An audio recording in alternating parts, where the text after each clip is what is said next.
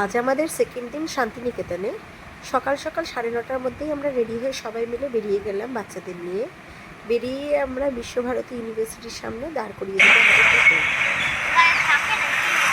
আসলে থাকে এটা হলো অমর্ত্য সেনের বাড়ি। ও মা ছবি তুলো ম্যাডাম, বাড়ি একটা অমর্ত্য সেনের বাড়ি। এটা ছবি তো অমর্ত্য সেন বাড়ি দেখার আগে আমরা দেখেছিলাম হচ্ছে মিউজিয়াম।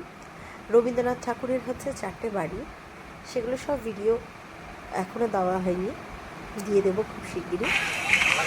এরপর আমরা চলে গিয়েছিলাম হচ্ছে সৃজনী শিল্প ভবন।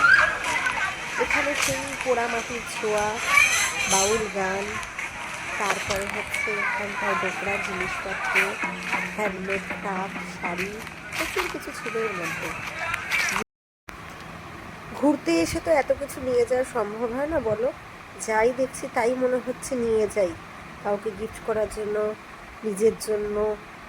খুবই ভালো লাগছিল জিনিসগুলো দেখতে, কিন্তু সেদিনটা প্রচণ্ড গরম ছিল, প্রচণ্ড জল তেষ্টা পাচ্ছিল। তার মধ্যে বাচ্চাদের নিয়ে গেলে তো জানোই, একজন একটা বায়না করেই।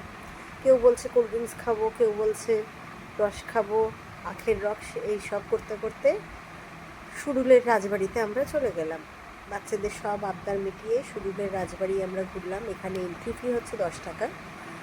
রাজবাড়ির ধাঁচটা তো জানোই, মাঝখানে একটা বসবার মতন জায়গা, চারিদিকে ঘর, সামনে হচ্ছে দুর্গাপুজোর মণ্ডপ।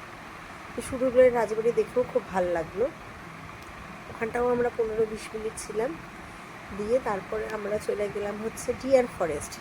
ডিয়ার ফরেস্টের একটা এখানে অদ্ভুত নিয়ম দেখলাম যে এখানে আই কার্ড দিতে হবে সবার। আই কার্ড দেখছে এবং কতগুলো মেম্বার্স জিজ্ঞেস করে তারপরে এন্ট্রি করাচ্ছে। ডিয়ার ফরেস্টে ঢোকার পরেই একটা সুন্দর অনুভূতি। এখানটায় একটু ঠান্ডা ঠান্ডা ভাবটা ছিল, যদিও সেদিন প্রচণ্ড গরম ছিল শান্তিনিকেতনে। সবাই মিলে এখন রিল্যাক্সলি ঢুকছে। ফরেস্টটা অনেক বড় ছিল, কিন্তু কেটে ঘিরে ওরা ছোট করে দিয়েছে। আর ওই দেখো দূরে দেখতে পাচ্ছ, তোমাদেরকে আর একটু সামনে থেকে দেখাই। সামনে হচ্ছে প্রচুর হরিণ আছে।